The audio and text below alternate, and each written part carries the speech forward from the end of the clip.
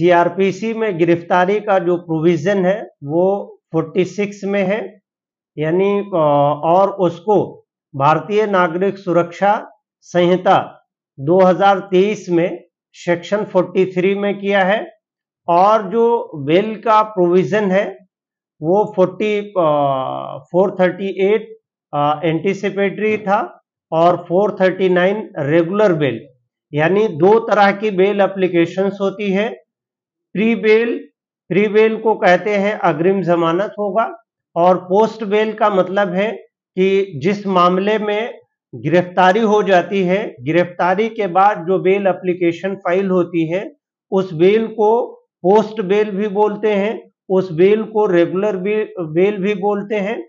और जिस मामले में गिरफ्तारी होने से पहले, यानी गिरफ्तार होने से पहले अगर फाइल की जाती है तो उसको अग्रिम जमानत बोलते हैं।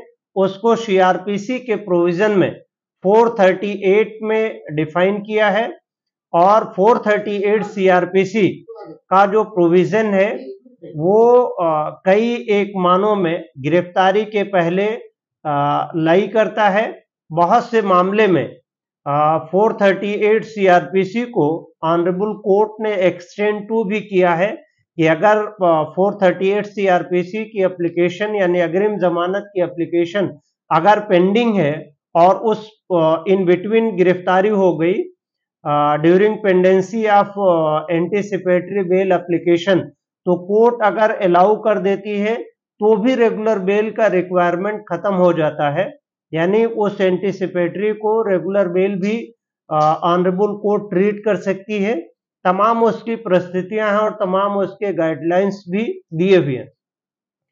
और भारतीय नागरिक सुरक्षा संहिता में सिमिलरिटी के उसमें है, 438 को 482 किया है, और जो 439 सीआरपीसी था उसको 483 रेगुलर बेल के लिए किया है। भारतीय नागरिक सुरक्षा संहिता में ज्यादातर मामलों में सेम टू सेम सिचुएशंस हैं, किसी भी मामले में ज्यादातर चेंजिंग नहीं है। यानी अगर ये देखा जाए तो 80% कट एंड कॉपी और पेस्ट का यूज किया गया है, सेक्शंस को ऊपर नीचे किए गए हैं, वरना सीआरपीसी के प्रोविजंस इक्वली कॉपीड है 80% भारतीय नागरिक सुरक्षा संहिता में।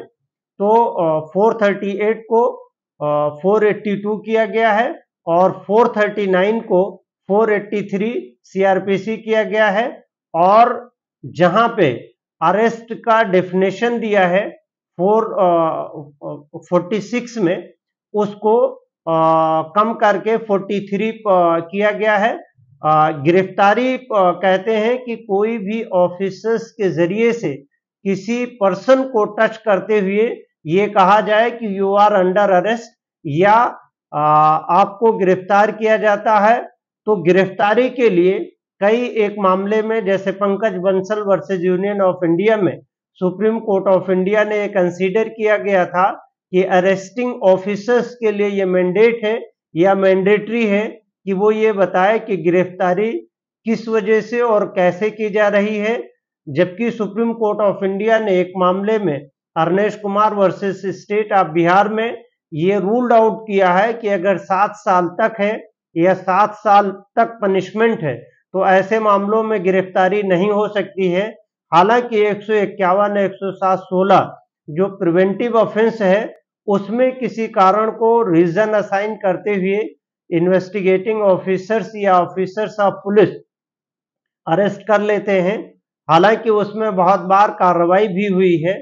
तो ऑफिसर्स के जरिए से जो गिरफ्तारी की जाती है उसमें रीजंस असाइन किया जाना आवश्यक है और गिरफ्तारी मेमो की कॉपी भी दिया जाना जरूरी है। जैसा कि सुप्रीम कोर्ट ऑफ इंडिया ने पंकज बंसल के जजमेंट में ये कंसीडर किया कि ग्राउंड ऑफ अरेस्ट मौके पे ही बताना अनिवार्य है, और अगर नहीं बताया जाता है तो वो अगर उस अरेस्ट को चैलेंज किया जाता है तो वो पूरी प्रोसीडिंग वेशिएट हो सकती है, यानी अब इनिशियो शुरू से गलत हो सकती है। इसके आधार पर सुप्रीम कोर्ट ने उसमें डिटेल जजमेंट पास किया। तो अरेस्ट के लिए जो पुलिस ऑफिसर्स अपने पावर का यूज करते हैं, सेक्शन 46 में अरेस्टिंग होती है। एंटीसिपेटरी बेल एप्लीकेशन जो अप्लाई होती है वो 438 सीआरपीसी में है, और जो अरेस्टिंग के बाद बेल एप्लीकेशन फाइल होती है वो 439 में है। अब अरेस्ट को भारतीय नागरिक सुरक्षा संहिता में 43 में डिफाइन किया है, और एंटीसिपेटरी बेल एप्लीकेशन को 482 में डिफाइन किया है, और रेगुलर बेल एप्लीकेशन को 483 में डिफाइन किया है। इस हिसाब से चेंजेस हुए। तो आज हम बात कर रहे थे अरेस्ट, बेल और बेल, प्री बेल और पोस्ट बेल। तो दोनों बेल एप्लीकेशन इक्वली अप्लाइड है। हालांकि एंटीसिपेटरी बेल कंप्लेंट पे भी अप्लाई है बिना एफआईआर के, और रेगुलर बेल जो है वो आफ्टर अरेस्ट है, यानी कॉग्निजेबल ऑफेंस में अगर अरेस्टिंग हुई तो उसमें बेल एप्लीकेशन अप्लाई होगी।